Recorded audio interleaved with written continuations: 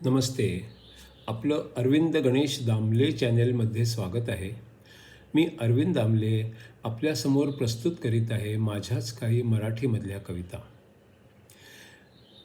हा आहे या कवितांच्या सत्राचा 385वा भाग. ह्या कविता आपल्याला पसंत पडल्या तर चॅनेलला सबस्क्राईब करा, लाईक करा, शेअर करा आणि बेल आयकॉन दाबायला विसरू नका. तर मराठीतली पहिली कविता आहे. तरुण असणं, तरुणासारखं वागणं आणि तरुणासारखं वाटणं हे आपण थोडीच वर्ष करू शकतो. पण पोरकट असणं आणि पोरकटासारखं वागणं हे आपण कोणत्याही वयात करू शकतो. तरुण असणं, तरुणासारखं वागणं आणि तरुणासारखं वाटणं हे आपण थोडीच वर्ष करू शकतो. पण पोरकट असणं आणि पोरकटासारखं वागणं हे आपण कोणत्याही वयात करू शकतो. दुसरी आहे. काहीच करायचं नसलं आणि आळशासारखा वेळ घालवला तर त्यात काहीच मजा नाही. पण खूप काही करायचं असलं आणि आळशासारखा वेळ घालवला तर त्यासारखं दुसरं सुख नाही. काहीच करायचं नसलं आणि आळशासारखा वेळ घालवला तर त्यात काहीच मजा नाही. पण खूप काही करायचं असलं आणि आळशासारखा वेळ घालवला तर त्याच्यासारखं दुसरं सुख नाही. तिसरी आहे.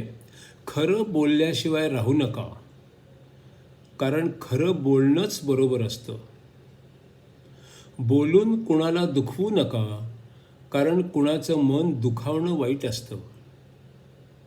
आणि खरं बोलून कुणाला दुखावलंच तर तिथे थांबू नका, कारण तिथे थांबणं धोक्याचं असतं.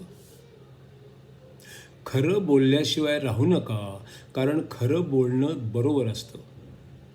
बोलून कुणाला दुखवू नका, कारण कुणाचं मन दुखावणं वाईट असतं. आणि खरं बोलून कुणाला दुखावलंच तर तिथे थांबू नका, कारण तिथे थांबणं धोक्याचं असतं. आता चौथी कविता आहे हनुमान चालीसामधली चौपाई नंबर 3.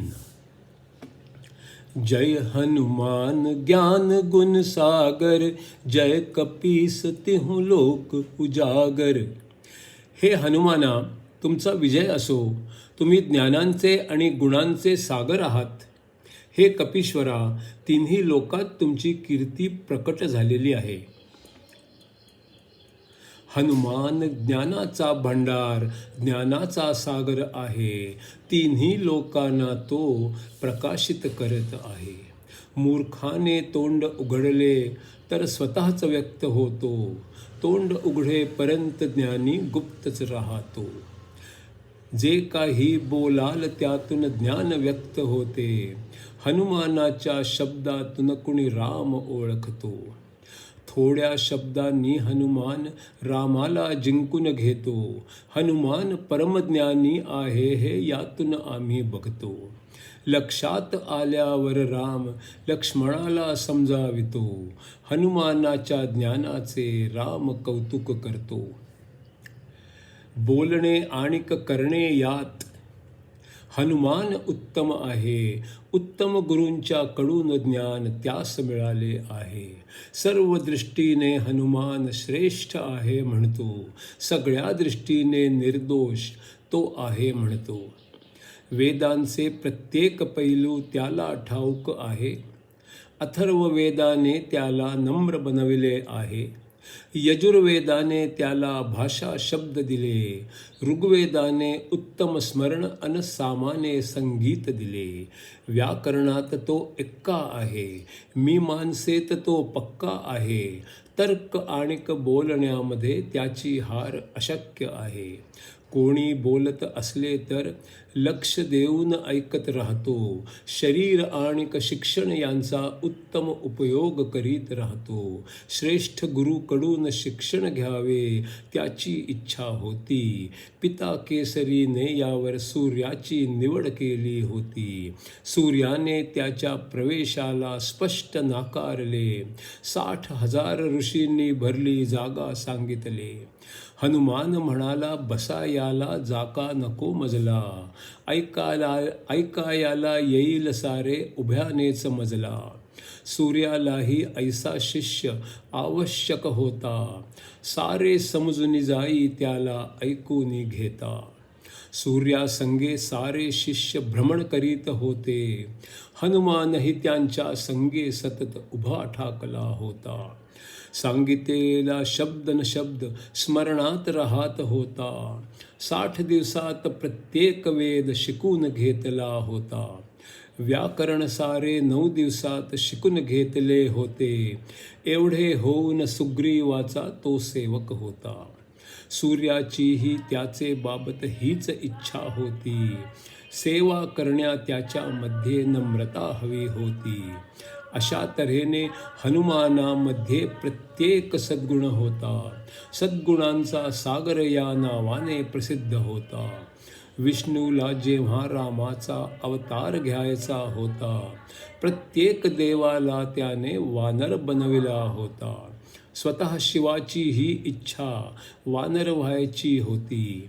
रामाची सेवा करण्याची त्याची इच्छा होती. मनुष्याची सेवा घ्यायची रामाची इच्छा नव्हती, म्हणून शिवाला वानराचे रूप घ्यायची होती.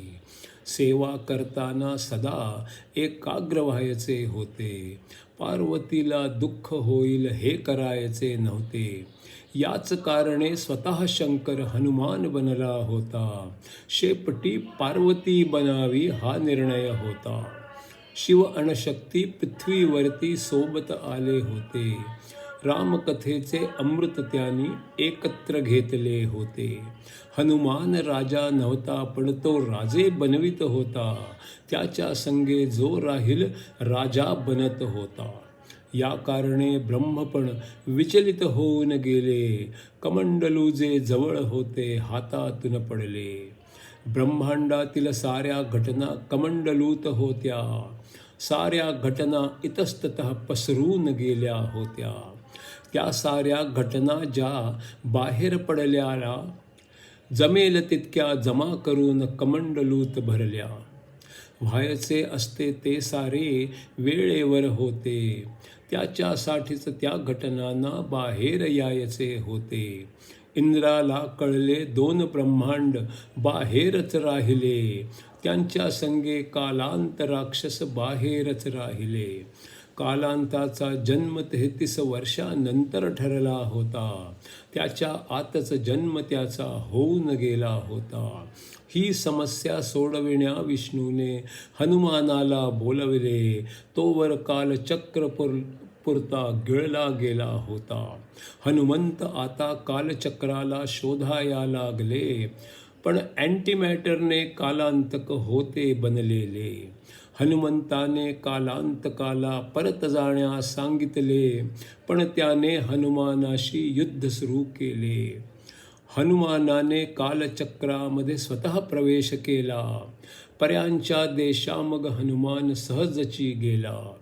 पर्यांच्या राजकन्येला राक्षसाने पळविले होते.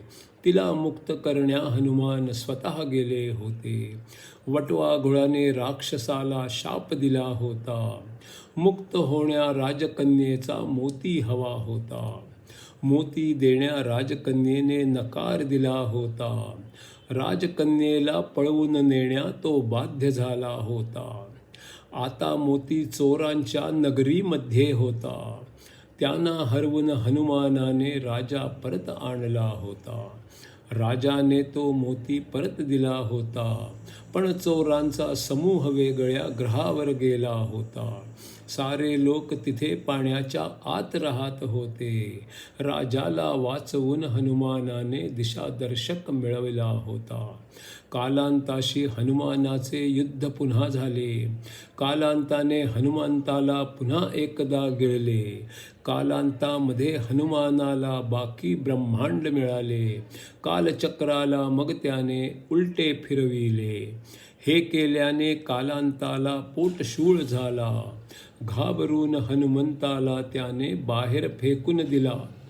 मग ब्रह्माने कालांताला सगळे समजाविले, वेळेवर सारे व्हावे हे त्याला समजाविले.